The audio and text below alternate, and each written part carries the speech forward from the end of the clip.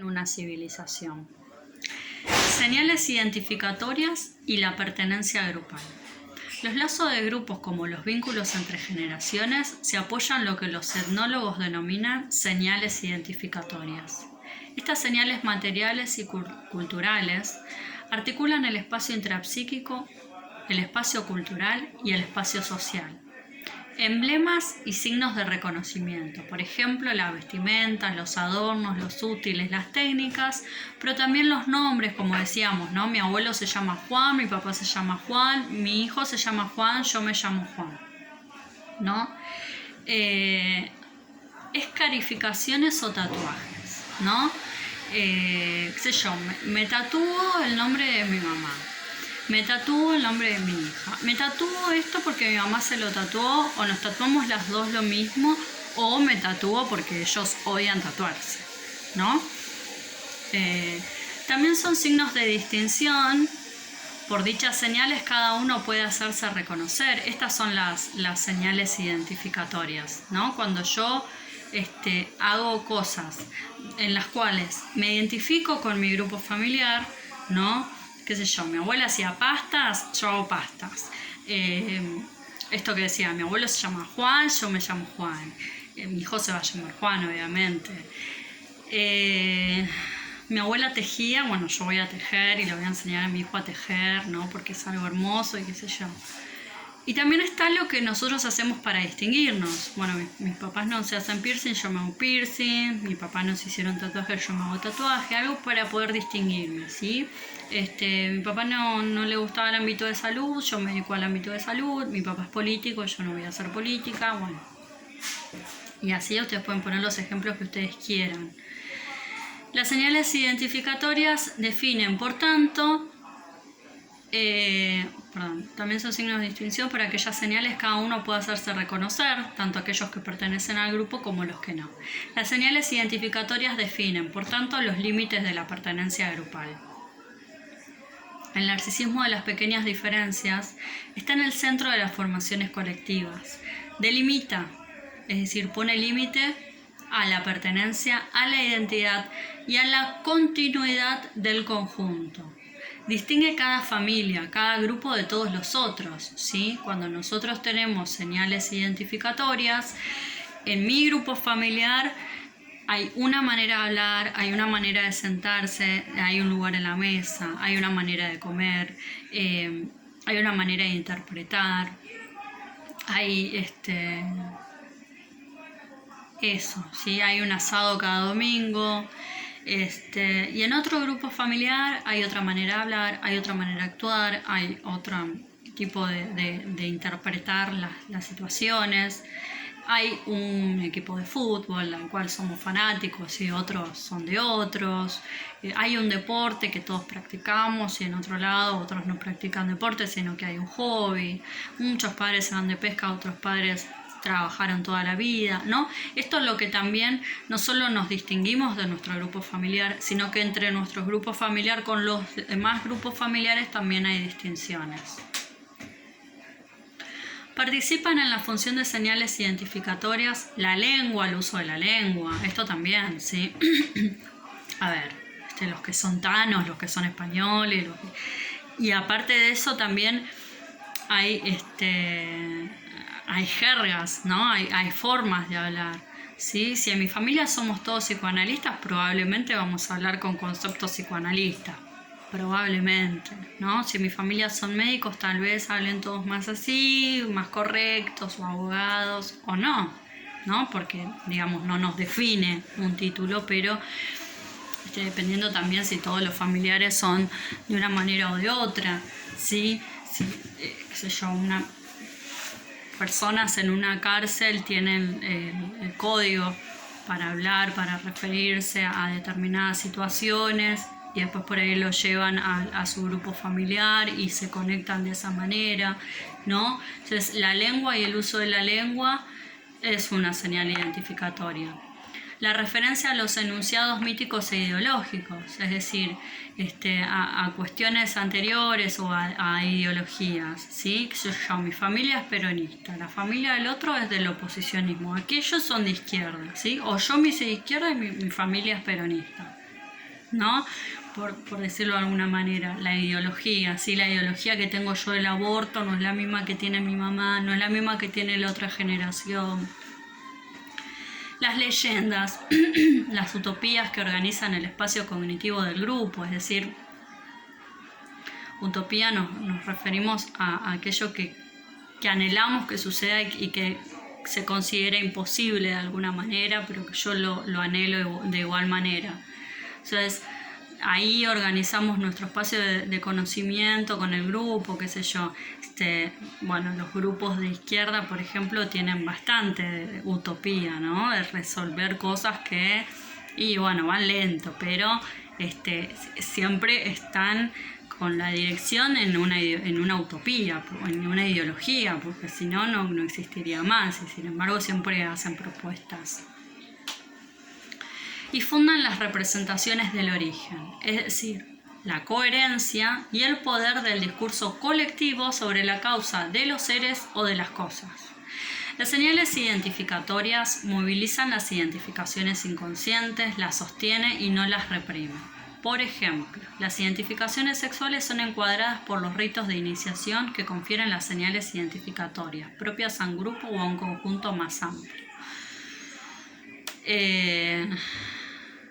Bueno, rito de iniciación, bueno, depende sí de las culturas. Hay culturas, hubieron culturas en las que eran iniciados por los padres, las nenas, por adultos mayores, culturas en las que aún siguen casando a las nenas con personas muy mayores, a menores de edad, ¿sí? Entonces eso también tiene que ver con la cultura o con el grupo al cual yo pertenezca, o con lo que me inculcan, qué sé yo. Tenés que llegar virgen al matrimonio, dicen algunas creencias religiosas, ¿sí? Entonces eso se fue pasando de generación en generación, y después mirás y tu abuela te dice, ¿no? Llegar virgen al matrimonio, y abuela, ¿cuántos años tenías? 15, bueno, ¿no? Todas estas cuestiones como que son un contrato para pertenecer a. Se podría decir que cada sujeto busca hacer coincidir en los vínculos de grupo sus identificaciones inconscientes con las exigencias de ubicación requeridas por la pertenencia al grupo, esto tiene que ver con el contrato, y por las señales identificatorias que testifican. Estas señales juegan un rol importante en la inscripción genealógica. Son en principio la transmisión de la vida psíquica entre generaciones. Ahora vamos a hablar otra vez de las alianzas inconscientes, pero desde este punto de vista más social, menos cerrado. La transmisión de la vida psíquica entre generaciones y entre los miembros de un grupo se efectúa a través de las alianzas inconscientes. Para construir este concepto, dice Caes, he tomado como base el pacto denegatorio, que describe diversas operaciones: rechazo, denegación, negación, retractación o enquistamiento. Bueno, podemos rechazar, podemos negar, podemos denegar, podemos retractarnos o podemos hacer un enquistamiento. Que en todo lazo intersubjetivo son requisitos de cada sujeto para que el vínculo pueda constituirse y mantenerse. Este acuerdo inconsciente sobre lo inconsciente está impuesto o concluido mutuamente para que el vínculo se organice y se mantenga en su complementariedad de interés, para que sea asegurada la continuidad de las inversiones y de los beneficios ligados a la subsistencia de la función, de los ideales, del contrato o del pacto narcisista. Cada vínculo se organiza así positivamente, sobre inversiones mutuas, sobre identificaciones comunes, sobre una comunidad de ideales y de creencias, sobre modalidades tolerables de realización de deseos.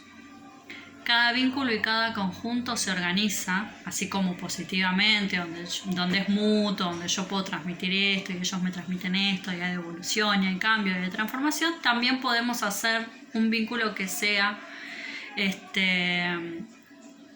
organizado de manera negativa. ¿Cómo? Cuando renunciamos, ¿sí? Nuestros padres renuncian a sus deseos por nuestros deseos. Yo renuncio a mis deseos para cumplir los deseos de mis padres. Yo me sacrifiqué por vos toda la vida, por ejemplo, ¿no? Sobre borramiento, sobre rechazo, sobre dejar de lado, sobre los restos. ¿Sí? Cuando un hijo empieza a considerarse no suficiente sobre ese padre, con ese padre, porque el hermano sí cumplió, pero él no. Cuando los padres empiezan a sentir rechazados por los hijos, o mismo lo que hablábamos al principio, niños abandonados, abuelos marginados. He denominado alianza inconsciente, dice Caes, a una formación psíquica intersubjetiva construida por los sujetos de un vínculo para reforzar en cada uno de ellos ciertos procesos, ciertas funciones o ciertas estructuras, salidas del rechazo, la negación, la retractación, y de los cuales obtienen un beneficio tal que el vínculo que los une toma para su vida psíquica un valor decisivo. El conjunto así ligado no obtiene su realidad psíquica sino de las alianzas, ¿sí? O sea, nuestra realidad psíquica es constituida por esas alianzas inconscientes. Realidad psíquica no es la realidad, sino lo que nosotros interpretamos de una situación o de una realidad. Y de los pactos inconscientes que estos sujetos concluyen y que su lugar en el conjunto les obliga a mantener. Es decir, yo tomé un pacto, yo me posicioné en un lugar y me obligo, por todo lo que hay inconscientemente ligado, a mantener ese lugar. El corolario de estas hipótesis es que las alianzas inconscientes se apoyan no solamente sobre contenidos inconscientes, sino sobre la alianza misma que, permaneciendo inconsciente, produce y mantiene lo inconsciente. Es decir, hay alianzas inconscientes apoyadas en un inconsciente colectivo, en los inconscientes de todos, que es inconsciente y que por ser inconsciente termina pareciendo inconsciente. O sea, parece un trabalenguas, pero tiene que ver con esto, con cuestiones inconscientes de cada uno que se van haciendo alianza, que en consecuencia por ser inconsciente se va a mantener inconsciente, ¿sí? No lo vamos a hacer consciente. Dicho de otro modo, el inconsciente de cada sujeto lleva huella en su estructura y en sus contenidos del inconsciente del otro y de más de otro. La violencia en la relación entre generaciones. Plantea que hay tres formas diferentes de violencia que operan en la relación entre generaciones. Una primera es la violencia anticipatoria, ¿sí? Que habíamos hablado que tiene que ver con cuando me anticipo desde mi deseo a que alguien sea de tal manera, entonces lo voy a manipular a ese alguien como un sujeto a mí, sujeto de mi deseo, ¿sí? Lo manipulo desde su vulnerabilidad a que haga lo que yo mando, ¿no? Esta es la violencia anticipatoria, denominada así por Pierre Lanier, desde que describe la situación donde el lugar del niño por venir es anticipada a través de los sueños de los padres y del discurso familiar. La violencia incluida en la anticipación puede llamarse originaria, puesto que en ella se inscribe en el origen del sujeto, lo precede, es antes de que nazca.